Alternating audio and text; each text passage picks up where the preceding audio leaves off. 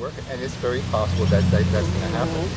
Right, and Hosa was supportive of that too. Yeah. He said as long as they build the bridge first. Yeah. Wow.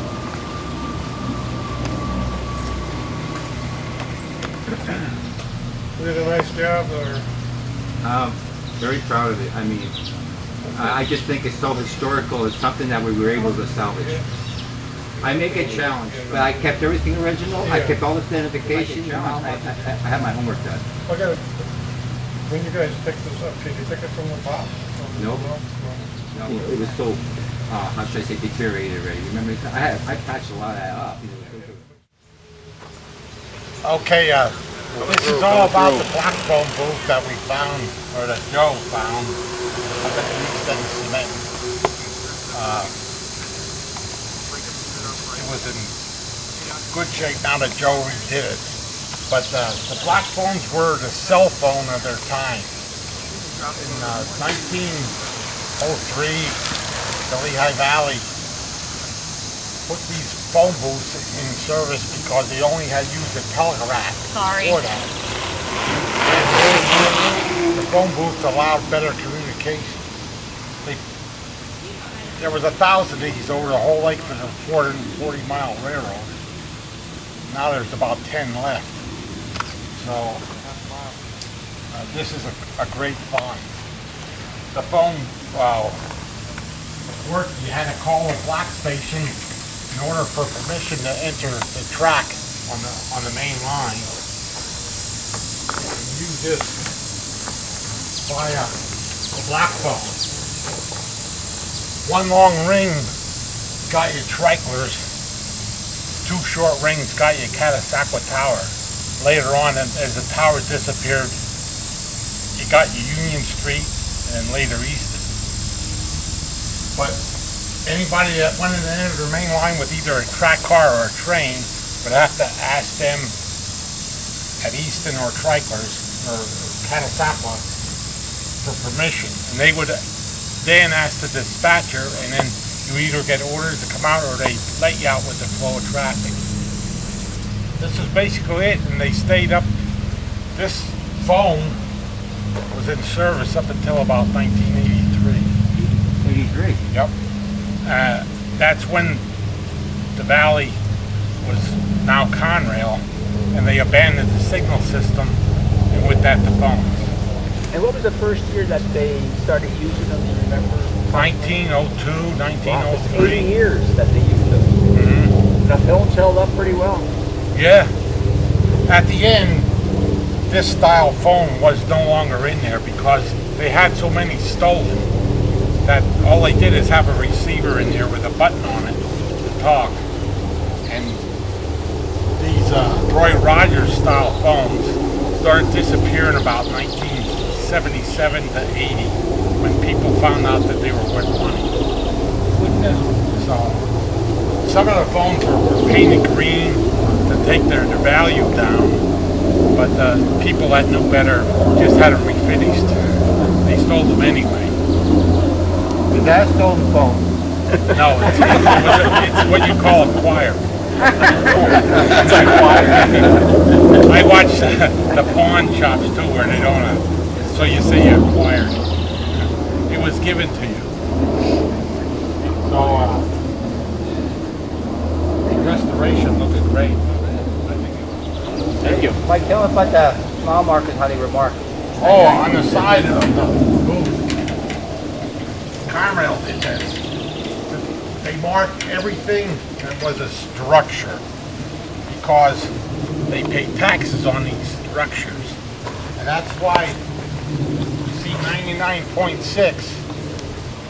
It's milepost 99 and 6/10 from New York City, the site of really the World Trade Center. When the Lehigh Valley had it, they had docks in New York on Liberty Street, which later on they sold all that land to build a World Trade Center. But that's what it is, 99.6 from New York. The Lehigh Valley mileposts were about 3 or 4 miles longer than the Jersey Central across the river. because they had a shorter route from Jersey City through New Jersey, and it cut 4 miles off. The 99 here is 95 over in Northampton. And Mike, and to your knowledge, as far as you know, you told me there may be one more block phone like this on a trail up in New York somewhere. Is that correct? Up in Canandaigua. Right. And my brother just discovered one at Trichlers. Okay. On the trail there, was in the weeds. Nobody knew it was there even. Right. And Mike, and you said to me in the past that these were not only used for communication, they were also used for some of the guys to put their tools in there because, you know, that way you wouldn't have to carry them around. Yeah, the section men were track walkers. Each guy had, they might walk from Cementon to Fullerton and back. Well, they didn't want to carry the big wrenches and everything, so wherever these were, they have tools in them like a wrench or some track tools. Like the one that's in there now. Right, for guys to use, and then they would put them back in there. That way, every so often they had a set of tools so they could fix the track. And also, there's bigger boost in this that had stoves in, where the chimney used to come out the top. They had a little stove in for a block operator to sit in when they had temporary block stations. He'd be in there in this booth for all day. What kind of original door was on it? Wood, Solid? solid wood, yeah.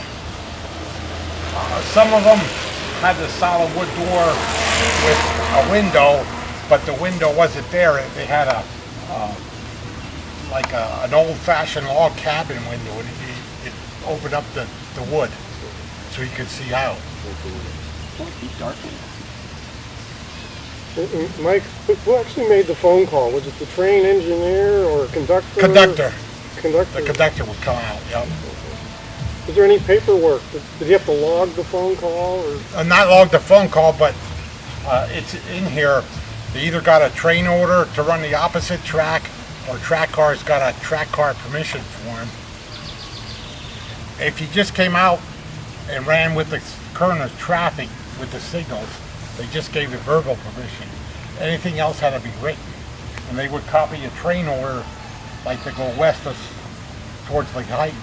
They would have to copy a train order given to them by the block operator either at Catasauqua or Union Street in Allentown. It was in the mid-60s that I remember, and up till about 75. After Conrail took over, this line started to die because Conrail didn't want it.